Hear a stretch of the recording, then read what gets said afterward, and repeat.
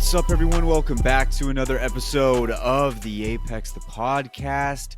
Ladies and gents, we've got a brand new season on the way. It is just around the corner, and we're going to get into all of that juicy stuff here in a moment. Lots of changes coming to Season 20. Probably the biggest overhaul of Apex Legends they've ever done. The closest I can think to this would be like Season 16 when they introduced the legend classes, but this is everything. They're adding new perks, they're adding different changes to the armor, and then a lot of buffs and nerfs coming our way. So lots of stuff to talk about, but we also have ALGS match day number 5. It is in the books, and we've got a lot of storylines to talk about there as well. So we will get to all that here in just a moment. Let's kick it off first here, though, with the man himself, Enoch E. How are you doing, my man? I'm mad tired, but we're here. We're gonna talk about some Apex Legends, and we're gonna have some fun. Let's fucking go. You're gonna hit Season 20 on the ground running. You're gonna go hard at Season 20. Oh, most definitely. Yeah, it'll be fun. I got a good amount of time where I have blocked out for a nice little grind, and so we'll be. I don't know if we're going to be looking like for a little... I mean, we might hit a little top 5 action at the rip, but we'll see. Yeah? We'll see. Okay. We'll just see how the games go. But I'll be playing with the boys, Morbid and a Prizzy, and so it'll be fun. And that's nice really how you say his name? Yeah, that's actually how you say it. I always thought it was a prize. I know, you and everybody else. But yeah, that man, he goes by a Prizzy. Even though, yeah, a prize just makes way more sense. That's what I would say. A prize I actually think it sounds cooler, but no matter what, he's still a teammate. We still rock with it. We rock with whatever he wants. But okay. Yeah, so a little bit tired, but you're gonna hit Season 20. We power through. I mean, we win these. We win these all day. Yeah, that's what we do here. That's what we're all about. My week, pretty good, pretty solid. Everything's been going pretty even keel. I do have a confession to make. I am 0 for 13 on Apex Legends ALGS bets. I mean, that's exceptionally bad. I have not won a single one. Some are absolutely exceptionally bad. Some are saying it's actually more impressive that I haven't won one. Yeah, you're like, at least you're consistent. Yeah. That's what you got that nobody else has. The cool thing for the listeners is if you tune into the Apex the Podcast Twitch channel where I live stream me trying to sweat out and win these bets, and you can follow along with the action. If you just bet the opposite of whatever I bet, you're gonna win like a bunch of money. Like you're gonna win like a lot. So yeah. So this week I said that if I didn't win a single bet, I was 0 for 9 at the time. I said if I didn't win a single one, then I was going to chug a 10-year-old beer I found or that I was given a long time ago that I just had sitting in my garage. I mean, and I did it. From you. It was gross. I almost threw up. Nah, that's foul. It was gross. What's wrong with but you? I had to do it. I had to do it. I told them I was going to do it. You could have just not said it. I could have not said it, but I was like, there's no way I don't win a bet this week. There's just no way. And then that's exactly what happened. So that's a confession that I'd like to get out there. Yeah, I have a bet that I like to call the Tiger Shark Chernobyl B-52 Bomber Lock of the Century. Every single one is lost. I mean, all of them have lost, but like that one specifically, I always think like that's the closest one I have to winning, and it just has not won. Also, I would like to shout out our community because they use the Prize Picks code.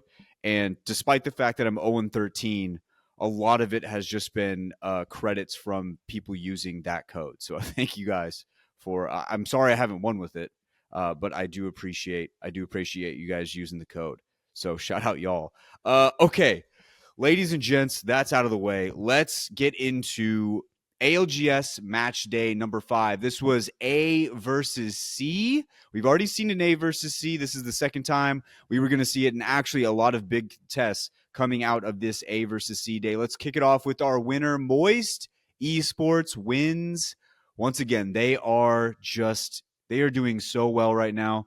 There's a lot of questions for them moving into NA, but they are just holding fast. They're handling it on their own. So that Moist Esports, they win the day. Big surprise coming at number 2. GKS. We talked about him. We Yeah, talked about him. that's We right. talked about him, and what do you know? What do you Another know? fantastic showing from the fellas. Absolutely love to see it from those dudes. Yep, that's right. Naughty, he is back in a big way. And I've already said Complexity is my team, but you guys already know how I feel about Stay Naughty. I will always be in his corner. The OG naughty fanboy. The OG Naughty fan. That's right. Third was Legacy. They have a big bounce back day, and they needed it big time if they wanted to stay in this land race. Then we had Furia at number 4 and DNO at number 5. If we look around to some of the other notable teams around the board, right outside the top 5, we had DSG, LG, and XSET, all respectively 6, 7, and 8th. Gaming Gladiators had a good day. They were sitting at 9th, dropping Gaming at 10th. Native at 11th. TSM, we'll get to them in a moment. They had a little bit of a tough day at 12th. Oxygen at 13th. Oblivion at 14th. Oversleepers down there at 15th. And then Sentinels, Nine Lives, Evolution, Skirt, and Meat round out the rest of the scoreboard. So let's start off with our winner here, Enoch. Moist Esports, they get themselves the win. They were always kind of hovering around it for basically the entire day. Really only one bad game where they got no KP. That was the last game of the day. They got 14th with 0 kills. But what did you see from Moist? And I mean, man, they're really fitting into NA very well so far. I mean, the vibes are there. I think it's like a fantastic. I mean, we had talked about it a little bit when Guild had joined, that we thought it would be a good fit for the vibes, and that could not be more true. It just seems like everybody on that team is just having fun, and they're just, dude, they know that they're one of the best 3v3 teams out there, especially right now in the comp that they're running of Horizon, Bang, and Conduit. I think they're one of the few teams that have both Horizon and Conduit, because most teams have been, if they have been running the Horizon, it's been at the expense of the Conduit. This is one of the few teams, if not the only one, could be wrong, that is running Conduit, Horizon, Bang. And so it's a very aggressive comp. Like, you don't have either beacon, and so you don't have console beacon. You also don't have player scan, which are both used to basically figure out where that late game is going to be, because if you have player scan, you can see where a lot of these early rotate teams are going, and if you have console, obviously you get that one ring ahead. They got nothing.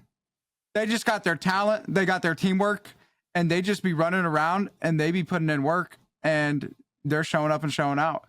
And so what did you see from them specifically this day? I mean, Moist and Guild, sorry, not Moist and Guild, Guild and Waldsea, they both had 12 and 15 kills together.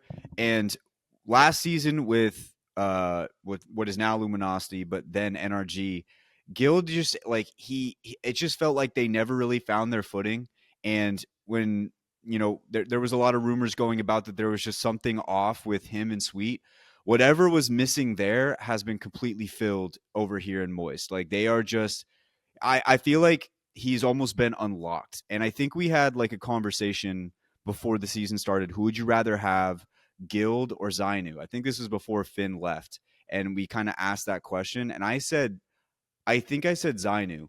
But if you're looking the way, and this is no disrespect to Zainu, but like, Guild in a situation right now where he is feeling confident and has a lot more, I think, I don't know. I don't even know what it is. It's just like he's unlocked right now, and we're Swagger. seeing that's swagger. He's unlocked. He has the I mean, swagger, and man's he's playing just confident, performing. man's playing fun. He's got a good group of guys around him, and he's having himself a day. That's right. So Moist Esports, they get the win here today, and right behind them was Legacy, but they ended up not getting the second place because GKS with Saucer, Chaotic, and Naughty come out of nowhere with 2 banger games at the end of the day. Really, their entire World's Edge was insane. I saw a quote from Naughty during their win. He said, "I'm a fucking tank, bro. I'm a tank. I'm a fucking tank, bro." And he said that over and over and over. He was frying with the Prowler. He was going crazy with the Prowler. There was also a funny moment in the win, too, because he just slid out in the middle of nowhere, and he goes, "Oh, well, this is bad." He actually said that in the middle of their win. Like he And slides out, awesome. "Oh, this is bad," and then he somehow just doesn't die. He's able to maneuver his way around, snake through, find some kills. He was frying with that prowler, and then he had a like a long range kill with it too through the smoke, which was really good. It set them up nicely, and then there was a 1v1 to end it. GKS gets it. I mean, they're the bad boys, man. They're the bad boys. A lot of people weren't in their corner, but they just keep doing their thing, and they are sitting pretty right now. What did you see from GKS? Yeah, definitely. This is I've realized since I started playing comp that there's a very big difference between how Stormpoint plays and how World's Edge plays. And so you'll have teams that like are way better on World's Edge than on Stormpoint. That's just become more and more and more apparent as I've like stepped into the ring a little bit. And man, these boys, GKS, this is a World's Edge team through and through. It seems like they've been ending out their days incredibly strong when they get the opportunity to end it out on World's Edge. I feel like that's a similar thing we saw when they ended up placing fifth. The two pop-off games that they had that made that possible was like we said, what like it was like the last two games where they go from like, or the last combination where they went from It was like they like went from ridiculously in like 17th to 17th 5th to or something, 7th, or 17th 17th to to 7th. 7th, and then 7th to 5th. And then today, I don't know exactly how their points ended up, but they ended with a round 5, first place, 14 kills. That's a nuke. And then they got a fourth place with 11 kills, which is still an incredibly impressive game. And that allowed them to really clinch that number 2 spot. That's where they got their majority of the points on their day. Their storm point hasn't been anything crazy. Their best placement was an 8th with 1. And so I think the more that this team really will like lock in, and dude, if this team gets their storm point going and they keep their World's Edge as consistent and as dominant as it's been, this could be a very, very, very dangerous team. I believe they're currently ranked 5th in the overall standings, which is for a team that had so many questions going into Pro League. I think that they're performing beyond any and all expectations that anybody had for them, which is why Chaotic is on a very much a fuck y'all on the end of the tweets. And because, it doesn't seem like anybody really had a lot of like good expectations for this team. They had a little bit of controversy with the Sleepy Panda decision, but regardless of all the noise that is taking place, these guys are showing up and getting that shit done. And 5th place in Pro League, no org. I can't imagine if they keep playing like they're playing and they make their way to land that they will be orgless for too much longer. Yeah, there was another interesting tidbit I saw with GKS. I don't know if this has ever happened before, but they got a 20th place, dead last with 0 kills, and they still managed to get second. And they were only a handful of points off. They had 56. Moist ended with 62. I mean, they get any semblance of like a decent game right there, they could have taken the day. And Dude, so I for mean, them to yeah, have a like 20th place with no kills and that was early too, and to bounce back and be like, you know what, flush that out. We're going to keep playing. A lot of teams don't do stuff like that. yeah, the bounce back after the second game, 20th place, like it's just they're continuously showing that your tournament day is not defined by one game. It's not defined by 2 games. I mean, I guess in their case, like they pop off in those 2 games, but it's they have to, for the way that things have been going for them, is they got to eat shit, keep the mentality of like, we got this, guys, and then they just find a way to pull it out each and every time. And if those boys let their confidence in themselves die because of their rough games that they have on Stormpoint, like they won't be able to get the bangers.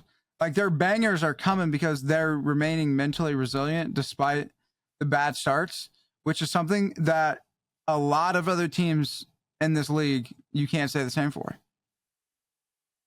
Yeah, so big game, big day for GKS. Right now, they still have to keep their foot on the gas pedal here. They have 4 match days done. A lot of the teams in the top 10 still only have 3, so they're going to have to keep chugging along the way they've been going. But if they can do that, they are a lock for LAN. And this was, I'm going to be honest, this was a surprise. I pictured them hovering around like a 12, 13, 14 type team.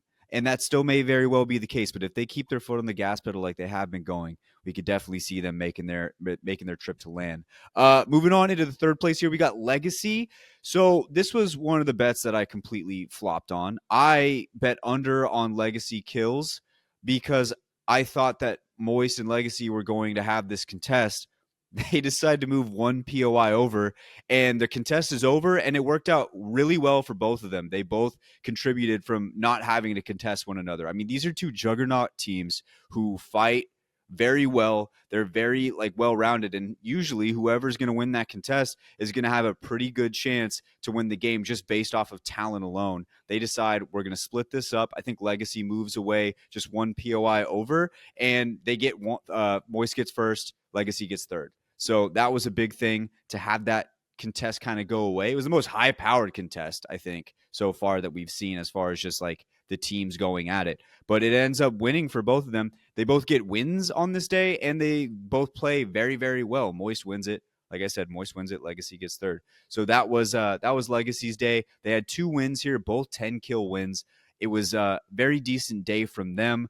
Outside of anybody else in the top 5, did you have any other comments on some of the teams going around who had a decent day, Enoch? Yeah, I think DSG with the 6th place is something that you love to see. I think they had a little bit yelling, a little bit more than usual. But dude, did you see their tweet from the org? I Did you see did. the org tweet? I did. Bro, I did. Talk That was so about funny. talk about being an org and getting the most value out Out of of your team. your signed players as you can, because that was so funny. Yeah, and I was talking to Jayhawk about this. He was kind of bringing it up on his stream while he was watching some of the games. Like, there needs to be more orgs doing exactly what DSG just did. Like, doing content pieces like that. And you can do a bunch more. He was talking about how TSM was the only team to take, or only org to take their team to do like a Hot One style video, or just knowing the dynamic of the team and playing off of that and having different content pieces set around it. DSG, relatively new right now with it, but so far so good. And they do have the type of team where it has a lot of personality already, because they have the dynamic between design and enemy, which is contentious at times. Then you have the rock star that is it's Timmy, and then you have the dynamic of just Timmy and design kind of butting heads sometimes, and then you just have design. Like, you just have design on his own is a content machine. Not to mention enemy just rocking into a match day wearing a full Lilo and Stitch, or like a Stitch onesie as he's playing the games, and then having to rip that thing off when things weren't going well and try to they are funny. They have personality. That's what you want to see from these teams. And I'm sure all of these teams have very similar fun stuff about them, but the orgs don't do enough to show it. They're not showing it. DSG does it there with that. And I did have a note on DSG kind of with some of the other teams. DSG, Luminosity, and XSET, they all had great days as far as eliminations go. Their placements could have been a little bit better. And what I mean by that is, especially Luminosity, especially DSG, had 2 games where they were so close to winning it, and they probably should have won it. And it was one bad call, one bad mistake that ended up costing them that win. For DSG, it was game 1. They had the best spot in the match the entire time. I don't know what the call was. I'd have to go back and look to figure out why enemy was so far kind of swung up. Legacy picked that off easily. They end up taking the win. And then the last game of the day, Luminosity had a fantastic spot on World's Edge. It was right off of, when you have to run up that hill going up to launch site. Mm-hmm. And then there's that little valley down below in between launch site and what's the middle place called? Where's TSM land? Lava Siphon. Yeah. So there's that little valley in between those 2 spots, and they had a perfect setup down there.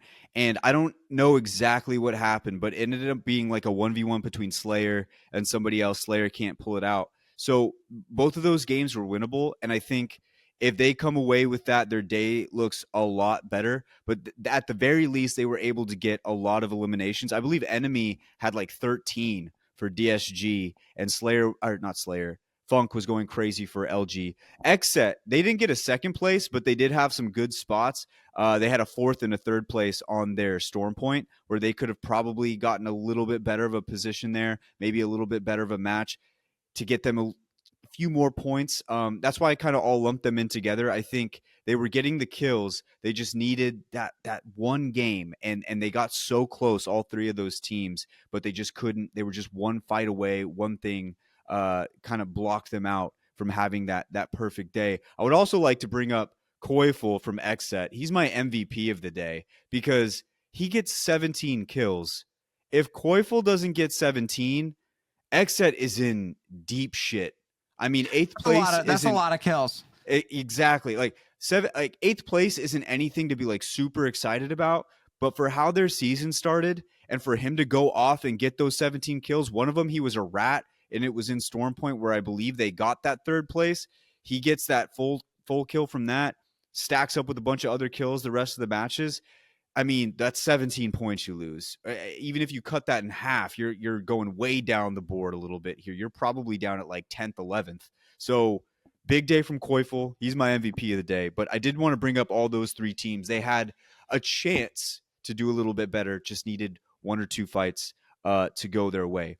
As far as teams that didn't do as well, I got to bring up Oxygen going up against our boys from Nine Lives. This was their first day going into the contest.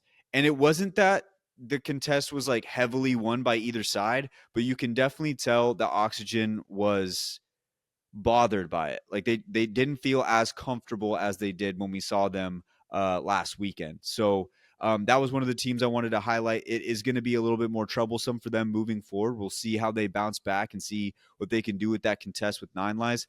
Did you have any other teams that maybe you wanted to that you saw struggling a little bit that we're hoping to see a bounce back from? I mean, if we're gonna mention Oxygen, we got to mention NIL. I mean, because they both did not have like the best days, and obviously like contests will like going from when you're like uncontested at a great POI to being contested at a great POI. It is gonna have an impact on the scoreboard, especially when you're at a POI like Barometer. It's just one of those more long drawn out contests. Like it's very rare that like it's going to be like a quick one. And so yeah, it's definitely going to be interesting to see how much of an impact these contests are going to have, and if we see one of them end up making the decision that while the other team is in the lobby to go somewhere else. So I feel like that's something that we should all be keeping our eyes on as Yeah, we move forward. contests are just not fun for any team involved. It really does make it tough. But that's what's going to be going down. We got Nine Lives, Oxygen. Let's bring up TSM real quick. They had a very tough day. Only two of their games with placement inside the top 10. A lot of communication issues, lots of fights. It was almost kind of unlucky the teams they were running into on these fights. There was a few with Moist. I think they had one with Furia. They were just getting into tough spots, and they just weren't able to kind of, get around it. On World's Edge, they busted out the Caustic. I did It see seemed that. to I be was doing a super little bit better. stoked. I was super Yeah, stoked. yeah.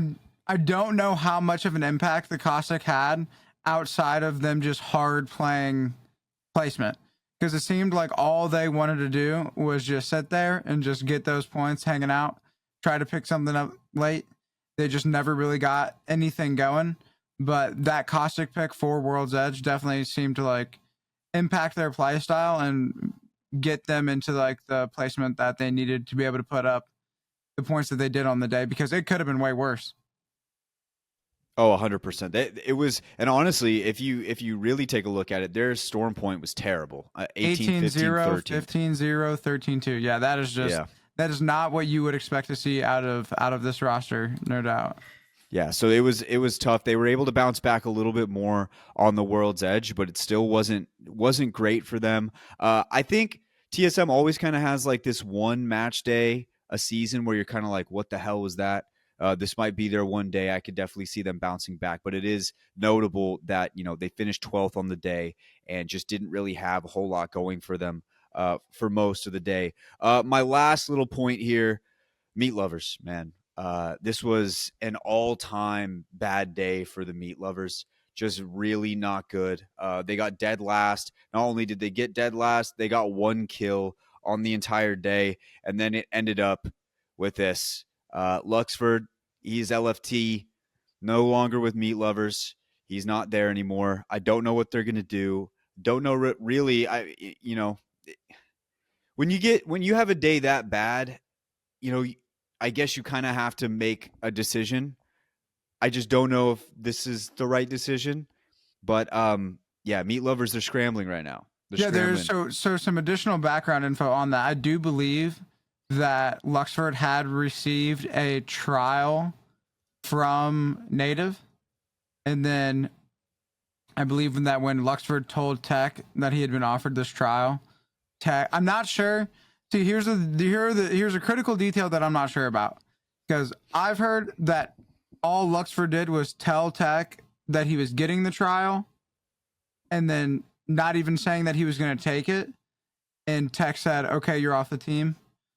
Or if Luxford said, "They offered me a trial and I'm going to take it." Like, I don't know if it was whether or not he said he was going to take it or whether that he was just simply offered the trial. But either way, really tough day for the fellas. And then that news coming in, and I guess Tech just decided that it was time for a different look for the team. This, I believe, was his longest standing teammate that we had seen from him for a while. And this one is ending up a little bit different. We'll see if Luxford does end up on Native. That would be huge for him, getting that org spot, and then a different team to be able to still compete in Pro League. I think that'd be an incredible opportunity for him. But it also could end up being that that's not the decision that Native ends up going, and he is out of a Pro League spot. So we'll Yeah, see what is in store for Luxford moving forward. yeah. This was just a real bad day. It just seemed like every time early game the camera pans to the meat lovers, just bad things were happening. It just was not going their way most of the day. So we'll see what happens with the meat lovers. And to be honest, I think that would be a big boost to Native, because I think this week they were just playing with the trial. They had like a trial run going, and they still didn't do like super well. They did a little bit better with placement, but it still wasn't anything crazy. Let's see, yeah, 11th place. They did have some four. Yeah, they got some fourths. That was basically it. So they could really use a spark right now. Luxford could be the spark that they need. Another big change coming in from one of these teams. Other than that, the only thing I can think of right now is I really wonder what Skirt is going to do. I it Alb is a huge name. He's been around for a long time. You look at them in the standings right now; they're 25th. Their last two match days, 0 points and 1 point, and you got to wonder what's happening there. It's tough with Temper and Oversleepers. They're the bottom two teams on the overall standings. Those are two teams that were coming up from the PSQs, and they've been around each other for a long time. Is this something that Alba's going to want to continue to do? I don't know. Like I don't know the answer to that question, and it seems like he's tired of being contested all the time. I am interested to see what happens with Skirt. Yeah, we'll definitely see what happens if they look for potential roster change. I don't know what they really got going on. I do think, I mean, this is a team that is like very, very new. It's Awakening's first time in Pro League, and I believe Scurry and Alb's first time playing together. And yeah, they just, as of late, they've really struggled to put together those match days. The best day that we saw from them was their first first match day as a team. And so we typically think that teams are going to get progressively better as the season goes on when they're such a new team such as this. But what we're seeing so far is that Skirt really just had a pop off match day, and then they have just been absolutely struggling to put up that same performance. we do still have a decent amount of time left in the season, so there's definitely more than enough time for any of these teams that are really in like the bottom like 20 and below. Still plenty of Apex left to be played to really get yourself outside of the potential threat of being relegated. Um, but man, dude, there's just so many talented teams in Pro League, and so even when you have teams that can have so much talent, that there's got to be some teams that are the worst of the best, you know. Yeah. And shout out Oversleepers, they had the best day that they had so far, putting up 5 points on the board. See, like a team like Oversleepers, I don't feel as bad for because you know that they're just getting started, right? Like VOD is Mm-hmm. super young. They're that's a team that that you can feel that they're just going to keep moving on together. At least that's what I feel like.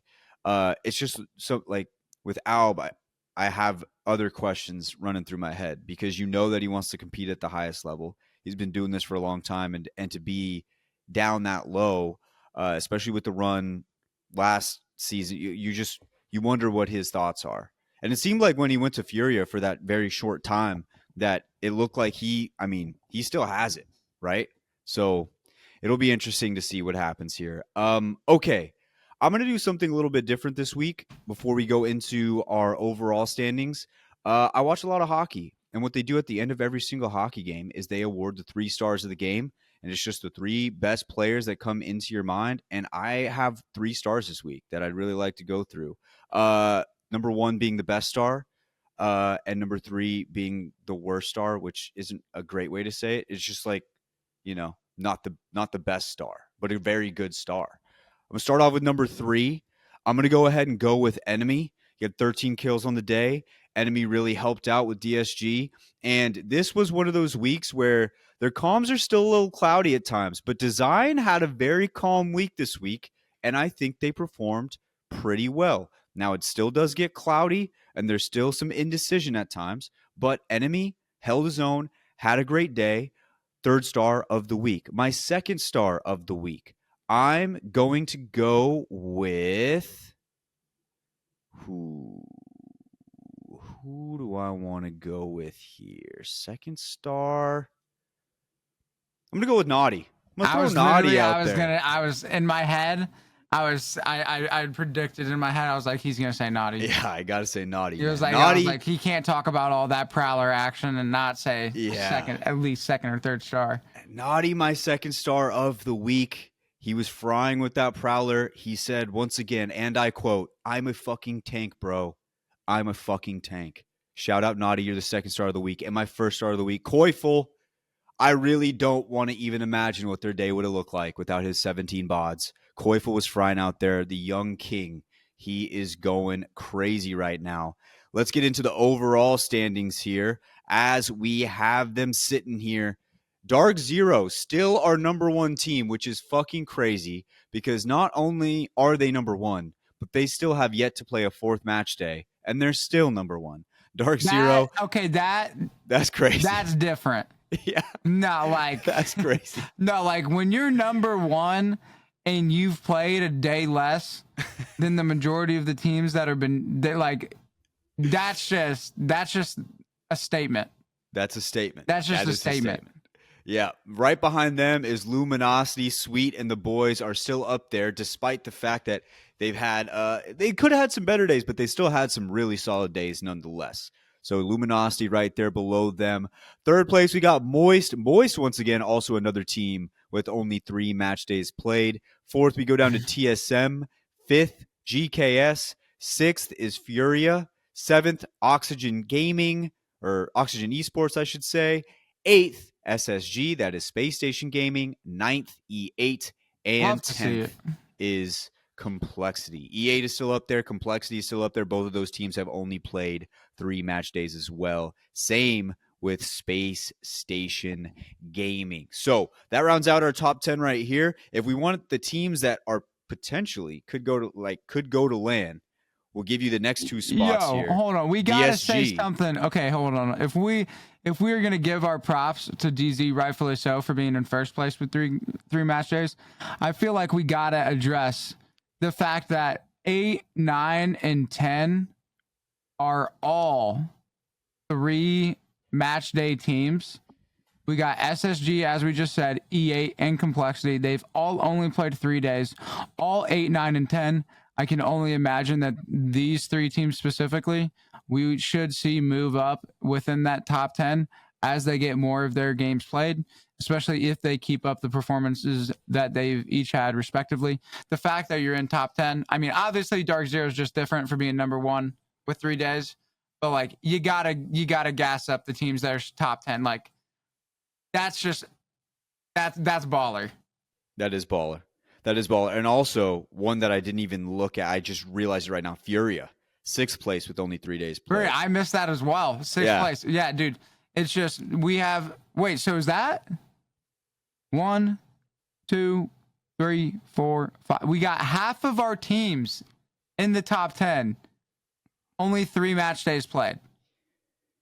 You gotta assume they continue that pace. Like I don't want to jinx anybody, but you gotta assume that they continue that. Yeah, somebody's getting forced out that shouldn't get forced out. That's gonna suck, dude. There's a lot of teams that if you're looking at this right now, that teams that look like they're safe and that they're sturdy, that really aren't as safe as you might believe. Like TSM's in 4th, right? That we are 1 match day away from that looking very, very different. Mm-hmm. So like we could see the teams that have had 4 match days played. Bro, wait, what the fuck? We got Moist with only 3 match days too. Yeah, that's what I'm saying. What? Dude, Moist and Dark Zero are essentially a lock. Wait, so 6 out of the top 10 teams only have 3 match days played. Is that correct? That's what it looks like. Let me see. 1, 2, 3, 4, 5, 6. Yeah. It's Dark Zero, Moist, Furia, E8, Complexity, SSG. Oh, I missed SSG. Yeah, SSG. And then right behind them is Disguised, who also is 11th and only has 3 match days played. So Disguised is right there too. And Legacy is only 4 points behind Disguised, 3 match days played. So we're looking at potentially seeing Legacy with a huge jump up on the leaderboards.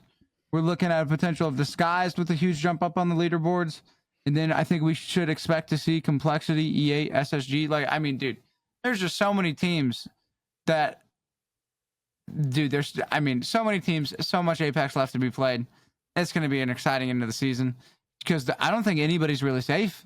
I mean, you got DZ. DZ's safe. Maybe DZ. Like, yeah, DZ maybe could not Zero. show up the rest of the. They could literally like not even show up, and they would probably still qualify for land. Like they could have me fill in as their 3rd, and they'd probably still be fine. And they'd find a way. But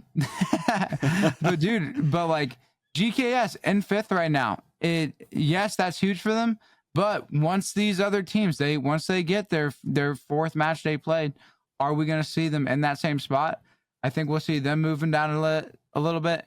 TSM, they're in 4th. Their last 2 days of points have been 14 and 9 collectively. I mean, respectively, for those last 2 days. And so I think TSM is a team that we're going to see drop a fair bit more than I think most people are expecting once we get some of these teams with their catching up in the amount of games played. That's right. That is right. Outside that top 10, if we wanted to just go who is going to land today, all of those top 10 teams we named, including Disguised and Drop In Gaming, that would be your land if it started right now. Right outside of that, we have a lot of other teams that we thought would already be here, but have either stumbled out the gate a little bit or still looking to kind of find their footing. We have Legacy right outside of that. We've got Optic Gaming. We've got Xset. We've got Native, FaZe, Sentinel's really struggling. So there are a lot of teams down there that could still, I mean, if they explode like we know they have the potential to, could still make it in. They're definitely behind the 8 ball by right now. But that is the overall standings. And ladies and gentlemen, that is where we stand right now in NA in Pro League Split number 1. So plenty of action left. It's going to be super exciting. Cannot wait to see how this goes throughout the rest of the season. But there's a big question mark here. Want to know why there's a big question mark? because tomorrow a brand new season drops that is going to completely flip every single thing that we know about Pro League on its head. All of those teams that we thought we had locked in with their comp picks, that could change. All of these drop spots, that could change. All of these different, all the different weapons that people are using, 30-30 is gone. We'll talk about that in a second. Everything that we know is going to change. We're basically about to witness a brand new season in the middle of the season. So, ladies and gentlemen, why don't we get into talking about season 20 and what stands on the other side of Tuesday morning? We'll hit a quick ad, and on the other side, season 20 and how it affects competitive. All right, here we go, ladies and gentlemen. Now, like I said at the beginning of the show, season 20 is about to flip everything we know about Apex Legends on its head. We don't know how good or bad this is going to be quite yet because we haven't gotten to touch it, we haven't gotten to play it, we haven't gotten to figure it out. We also don't know how much it's actually going to change things because when you look at some of these brand new things on paper, they look very vast and different, but it could just boil down to how quickly it takes to get to a certain shield level, and also what are some of the values on some of these perks, because right now it's extremely vague. We don't really know how much it's going to affect things. We still kind of have to play it and figure out where it's going to go. But season 20 is going to be big. Unless you've been living under a rock, season 20 is going to implement a brand new armor system instead of armor swapping and armors spawning on the ground like we've always known them to do. They are now replaced with cores. You can swap between armor cores, and then if you overcharge, let's say you have a blue armor and then you pick up a core from a purple armor, it'll overcharge your shield for about 30 seconds, and then it'll go right back down to whatever level you were at. That is a big change. It's also going to change a little bit how we see some of this armor swapping. I don't know if that was an intended mechanic when Apex Legends came out. It became one, but I don't know if they intended it that way, and I think they're trying to revert it back a little bit. Also, we have legend perks for each armor level that you get to. Let's say, for instance, you go from white to blue. You will get to choose between one of two perks that will stay with you the rest of the match for whatever legend you have. Then you get another two perks you can choose from when you go from blue to purple. And then that perk you pick stays with you for the rest of your match. You get a total of two perks, one blue, one purple, could drastically change the way that you play the rest of the match. And depending on where the circle is, really, if you really want to boil it down. So all the legend perks dropped today. We're not going to go through all of those legend perks, but we will talk about some of the ones that stood out, and we will talk about some of the legend changes and weapon changes as well. So, Enoch, initial reaction. I'm sure you've seen some of the perks. As far as the competitive team compositions go, how similar do you think it's going to be to what we already see now? Because it seems like a lot of the legends who were already pretty good stayed pretty good, but is there one or two that people may not be thinking about going into season 20? Yeah, so I think that we're going to continue to see Bangalore really excel in this meta that we're going to have. Even with the Digi nerf, if anything, that makes her more effective as a character, and is going to make that smoke a more reliable cover against a lot of different teams. I do think that with the Digi nerf, we'll probably see a lot of teams run Bloodhound, especially if you're an edge fighting team. I think if you aren't taking advantage of having one player being able to have like that Digi at all times during these fights, you're going to be lacking massively in the damage department. And so I think we'll see Hound picked substantially more than Hound has been. Other characters that I think Conduit is going to continue to be broken. I know that we did see in some of the leaks that she was going to be getting nerfed, but with the passive, with the Q nerfs that she received, I don't think it totally kills her as a character.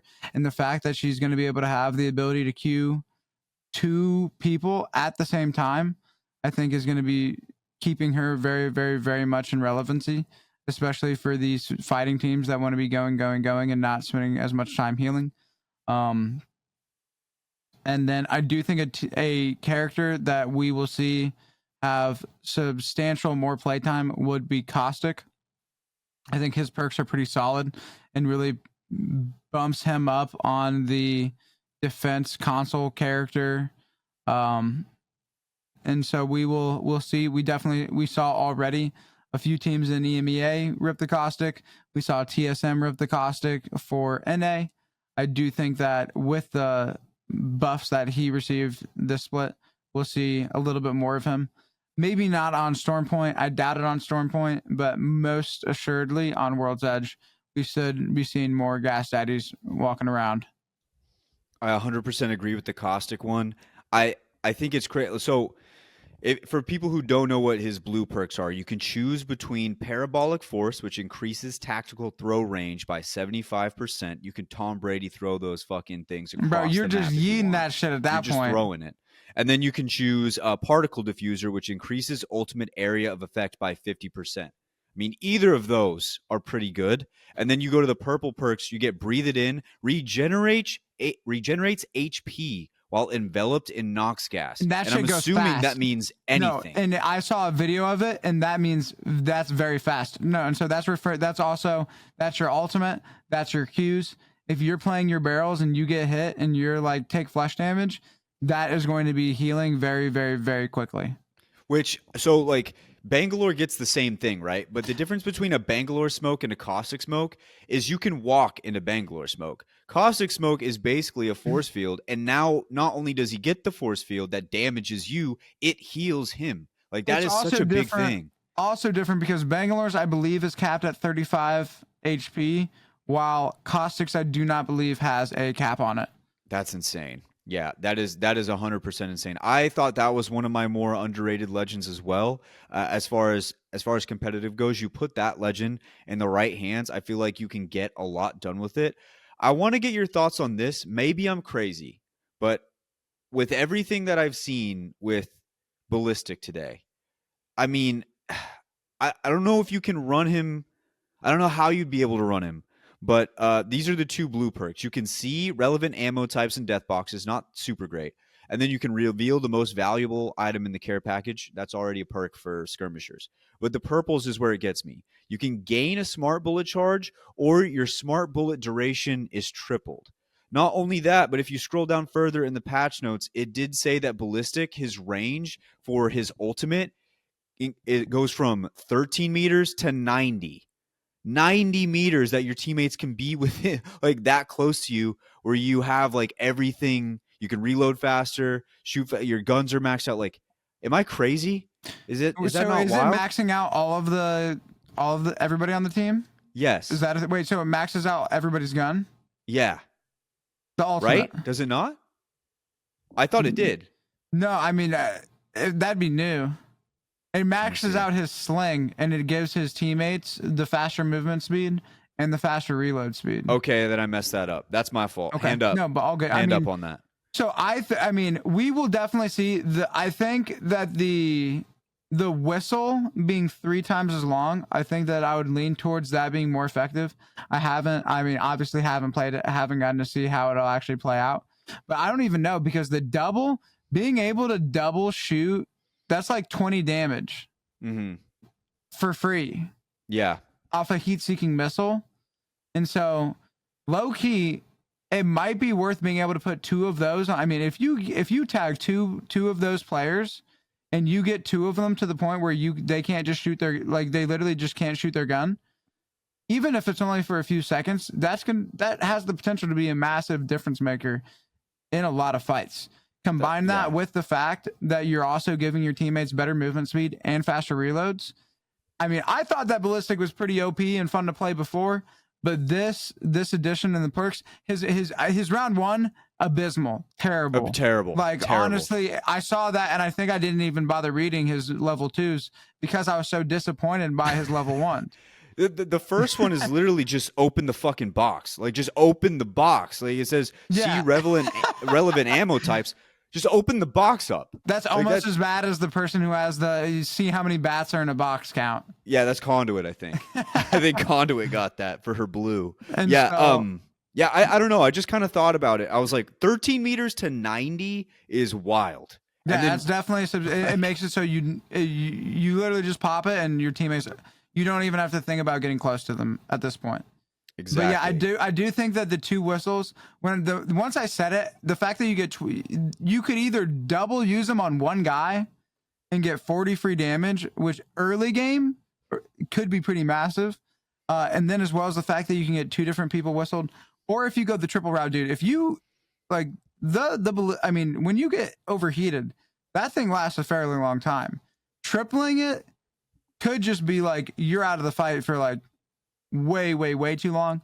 It'll be interesting to see if pro teams end up using them. I do believe I saw on Twitter that Oxygen thinks that Ballistic's going to be OP, and so we'll see if they end up breaking that out. But I would say that Ballistic looks pretty good. Maggie, on the other hand, I think hands down got the absolute biggest buffs out of these out of this perk system. I think Maggie came out as the biggest winner, given the fact that you're going to be able to have 2 tacticals. They will last 25% less, but let's be honest, nobody is just going to sit there and eat. Nobody ever really sat in a Maggie queue to the point where they would get hit by 75% of it anyway. And so the fact that you're going to be able to make 2 pieces of cover instantly unplayable, I think is going to be incredibly strong. And then combining that in with the new ultimate of a buffed wrecking ball that will have not 1 but 2 explosions, one involving thermite grenades, Maggie definitely hit the fat come up. And I definitely think that that's some of the more notable buffs.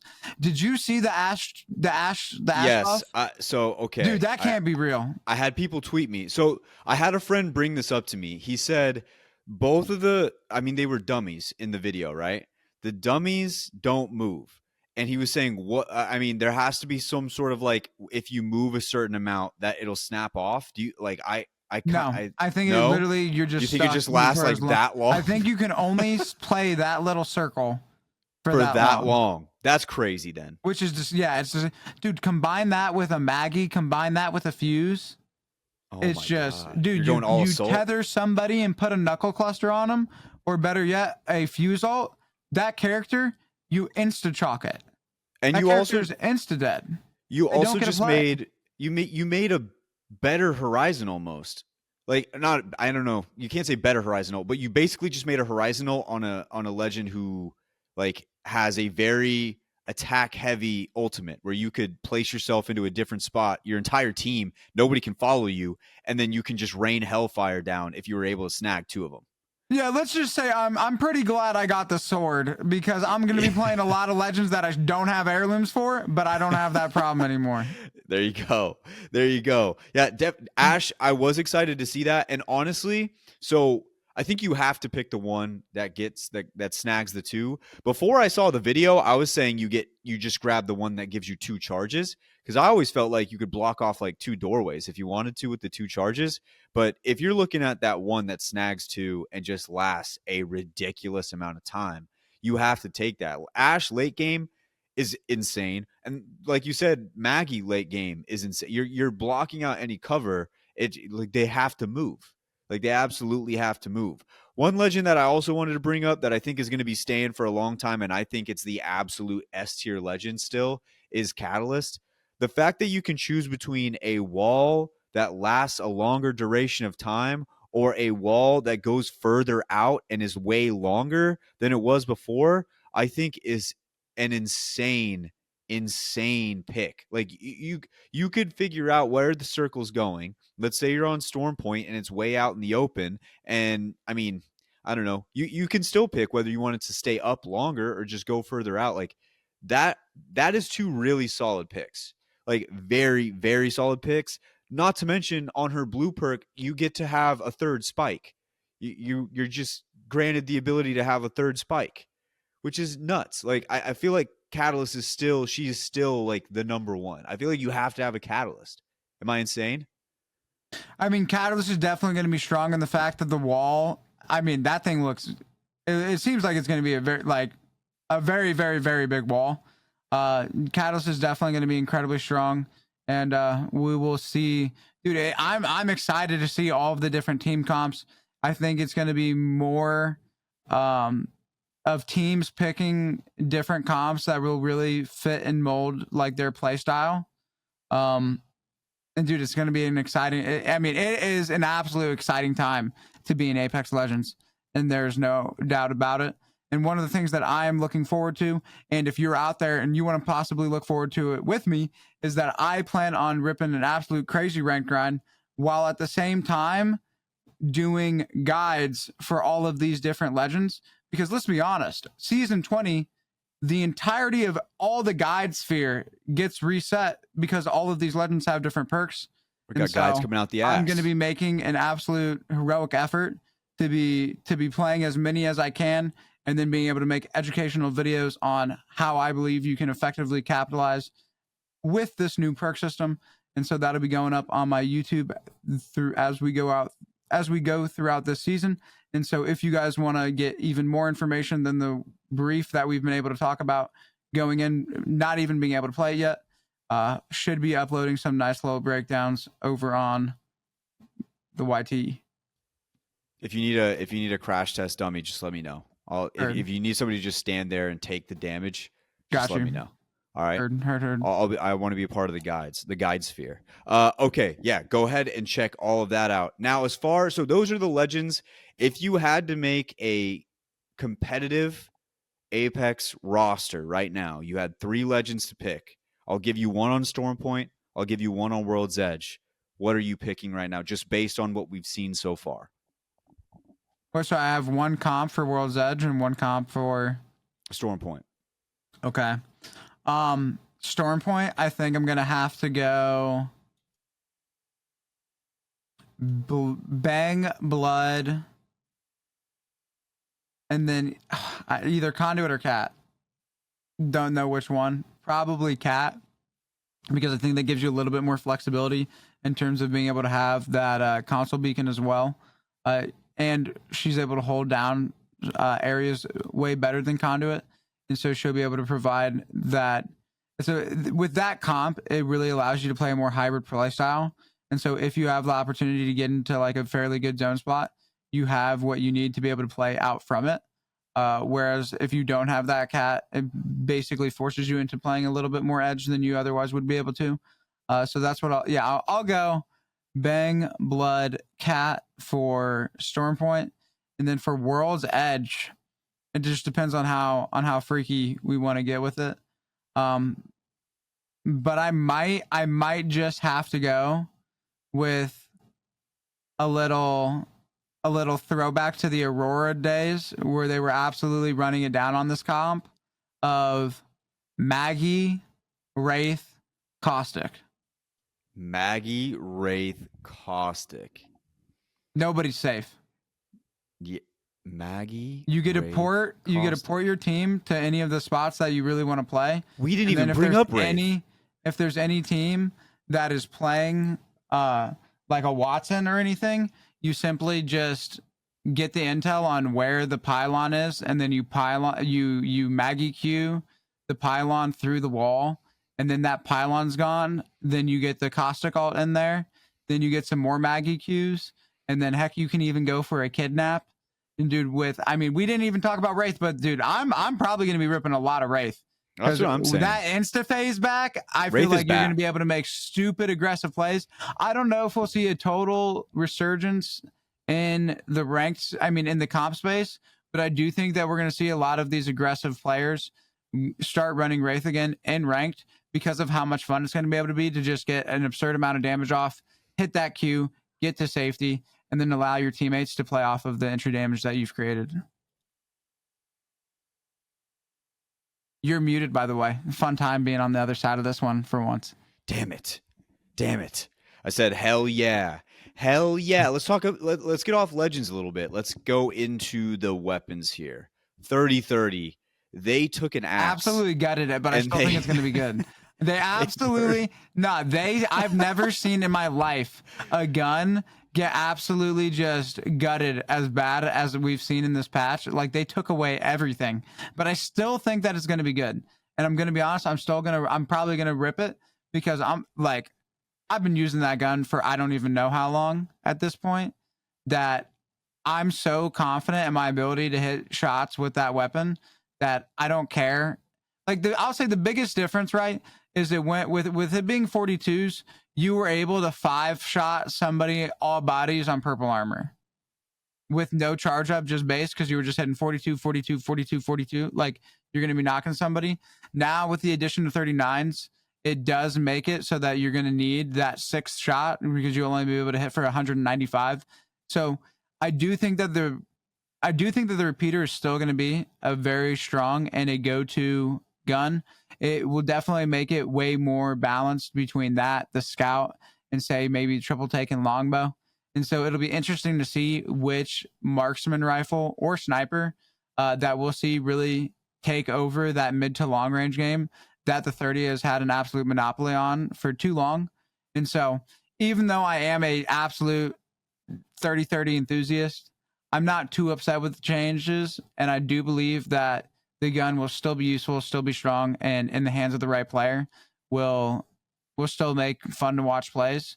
And I think it'll just make it so that there's a little bit more respect out there for those who are using the 30-30, because it won't just be that just incredibly OP oppressive gun. It'll be more so a bit of a skill weapon. Yeah, yeah. They also took an axe to SMGs. They don't want SMGs around as much anymore. They made changes to the laser attachment. They also made weird changes to the projectile gravity and the launch speed.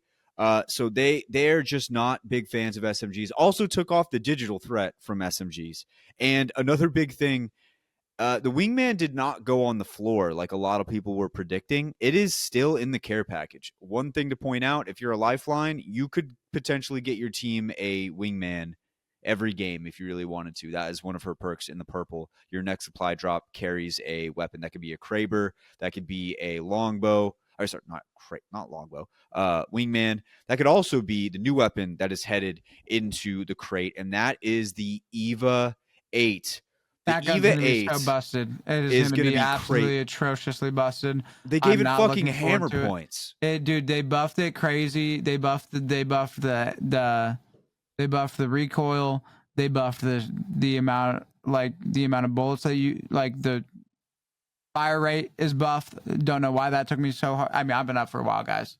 Just let's put that into perspective here, and we're out here. But yeah, dude, that gun it got buffed in pretty much every way, and then they decided, hey, fuck it, let's toss hammer points Yeah. on it too. Let's throw hammer Let's points on it. let's just make it like that. If you walk into a bubble fight with that thing, I mean, any other gun, it's just over. But we'll see though, because the Prowler is back on the floor, and for some reason, with all of the SMG nerfs, they just said, yeah, we're gonna not give it to the Prowler. So I mean, they're basically like shifting SMGs out of meta while at the same time making the Prowler meta. Okay, so would you, if you had to pick a loadout right now, Dirty 30 Prowler. Okay.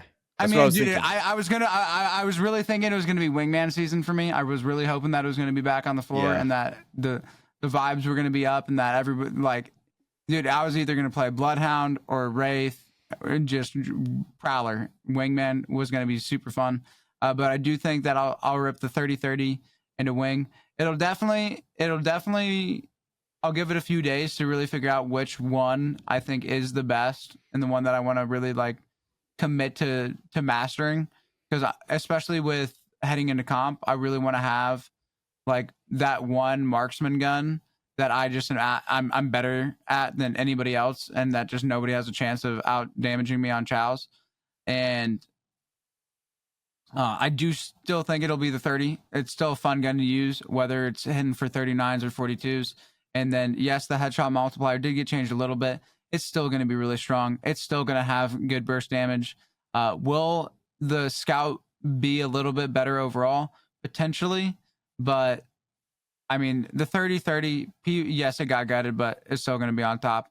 And then, yeah, Prowler, for me, up close, I do believe is just going to be like the absolute best. Did they nerf the Volt outside of the regular SMG nerfs? Did you see? That was the thing that would confuse me, because everybody had said the Volt was getting nerfed, and I did not see the Volt on so there. I do think that the Volt will still. I mean, I might just revolt over the Prowler. I'll have to figure out which one I like better. Those will definitely right now I would assume would be my go-tos. Because they can nerf SMGs all they want. I'm still gonna use them. Because I like the long range and I'm not a shotgun player. And so catch me with the Volt and the Prowler and either a uh, either a 30 or a T take or a scout. Like everybody is saying, like, oh, that once the T take, I mean, once the 30 gets nerfed, everybody who uses it isn't going to be able to do anything. It's like, I mean, anybody who's good with a marksman gun, if they Yeah. practice a different like, if I were to use the scout for a week straight, you would bitch and complain about the scout. Like Yeah. any marksman gun that I decide that I want to get to the point where I'm hitting 95% of my shots on you, like you're gonna complain. Yeah. And so Uh, I'm not tripping really too much. I might be reading. I think I might have read this thing with the laser sights wrong. So it says the spread multiplier is reduced, which I I read that took too, as and a it didn't bad make sense thing. to me. It So didn't make I'm sense. pretty sure Yeah. that they actually made them better, and I think what they're trying to do with the SMGs is legitimately make them like very close combat weapons because SMGs are supposed to be like that, but in this game you're using SMGs all the time. Like you're just using them. You like ever since the nerf to the flatline and the R301, you were just using them in place of that.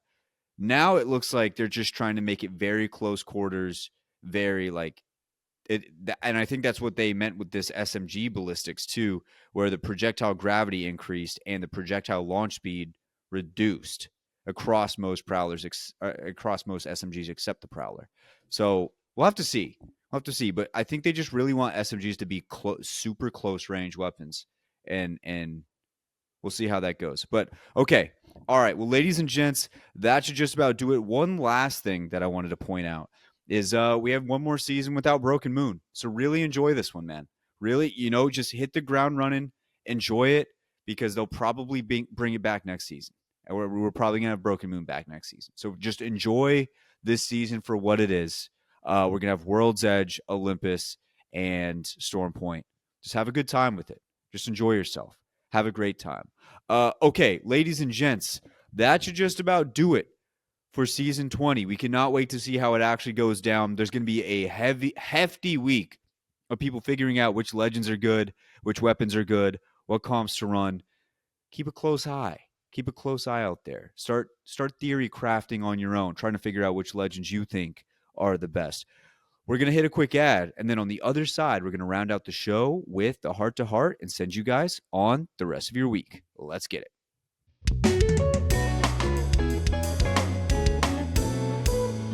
All right, ladies and gents, it is heart to heart time. Heart to heart time. I don't really have one this week. I did forget to put this in the beginning of the show, so I'm just going to do it now. This is Kimchi. He was on the main ALGS broadcast and he was rocking a cowboy hat, and I just felt like we had to put that out there. Kimchi, obviously, I'm Team Complexity right now. Kimchi's a dog. Forgot to put it was in the slideshow, and I forgot to put it up. So there's my picture of Kimchi wearing a cowboy hat for everybody who wanted to see it. If you're not watching the YouTube, go check it out. He was wearing a cowboy hat. That's it. I don't have much else to say about my week. Was pretty fine. Other than the Super Bowl is 100% rigged, and I don't care what Oh, Jayhawk I says to mean, me on dude, Twitter. I could have told you that before the Yeah, hot take. Go ahead. I'm not trying to like throw out some like defamation, but like I'm fairly confident Taylor Swift's a witch. Damn. Okay. All right. Yeah, I've Actually, seen hold the on. We theories. don't need to go there. We don't need to throw that out there for this. Nah, we don't need to go there. We don't need to. Yeah, you're all good. I'll cut it out. Yeah, let's cut that part out. Yeah, Connor, let's not. I don't Yeah, need the Connor. Swift. I don't need the Swifties on me like that. Yeah, he don't need the Swift. That's an evil you don't want. That's an evil you don't want. I'll just pick it up from right here. Here we go. She 3, is a 2, witch, 1. though, no doubt. No, like between us, no No. doubt, she a witch. Hey, I saw so many theories about that, bro. Because okay, going with your theory, isn't it crazy how the internet fucking hated her, and then all of a sudden, it just changed out of nowhere. Out of nowhere, it changed, dude. People hated Taylor Swift forever on the internet, and then all of a sudden, it just changed. Like how? How does that happen? Like it doesn't just She which. happen. Yeah. Anyway. I mean, All so right. was Giselle Brady though to keep that another stack, which as well. Which? Okay. All right. Yeah. I'll keep that in mind. Okay. Here we go. 3, 2, 1. But yeah, the Super Bowl is 100% rigged. Jayhawk tried to tell me that it wasn't on Twitter, and I kind of agreed with it. I was like, you know what? I'm just mad. I'm just I mad. mean, I'm it's just gonna rigged go to though. bed. No, I'm just gonna go it to is bed and I'll 100% be rigged fine. though. And then I woke up and I was like, no, that's just 100% rigged.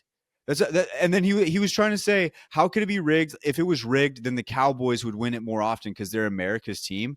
And I started thinking about that more. No, they don't want America's team to win every year because at that point, then it would just be super boring. Like they brought in an entire fan base who didn't watch football, who made them 330 million before the Super Bowl. And then afterwards, what do you think they're buying? Like that they're gonna spend so much money.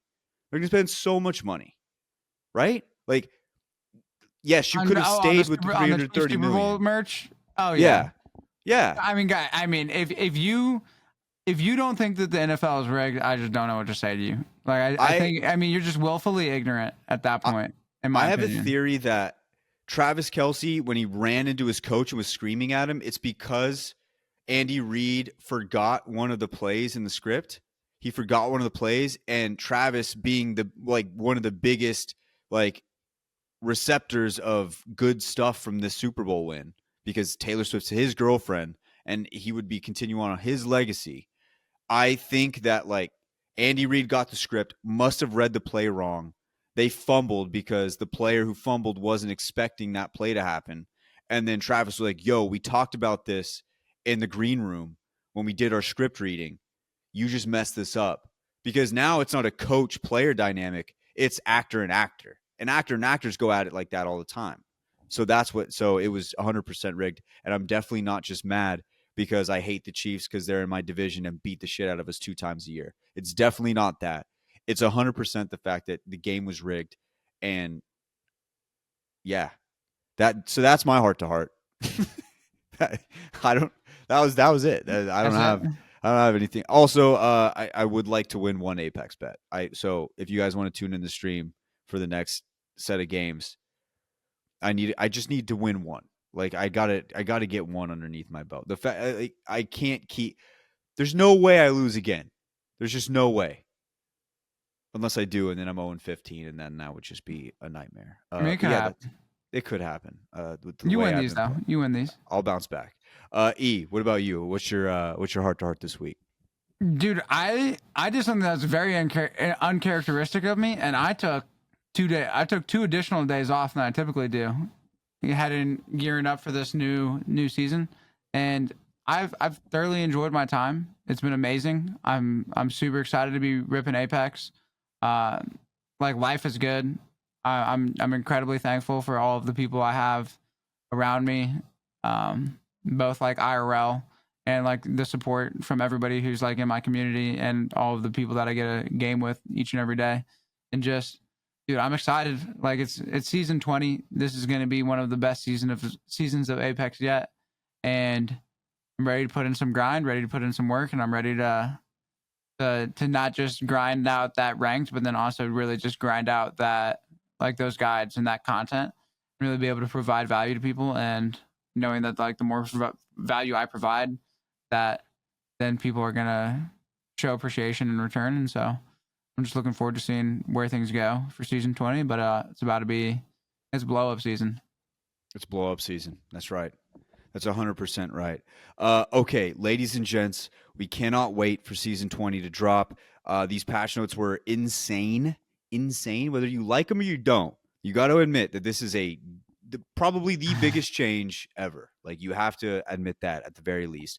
It's going to be a hell of a time. I cannot wait to see how it goes. And next week we'll be back with our regularly scheduled interviews and getting more deeply into ALGS and figuring out what's going to be happening. I'm sure there's going to be some roster mania. I can feel it. I feel it on the horizon. I just know it's coming. So we'll have all of that news ready for you. Dude, we've had some banger roster manias lately. We have. And so We have. I don't think that this one will be nearly as juicy as the last one. But hey, We're going to have some, though. we will see what happens. We're going to have some, though, for sure. For sure. Okay, we'll catch you guys next week for another episode of the Apex the podcast. See ya.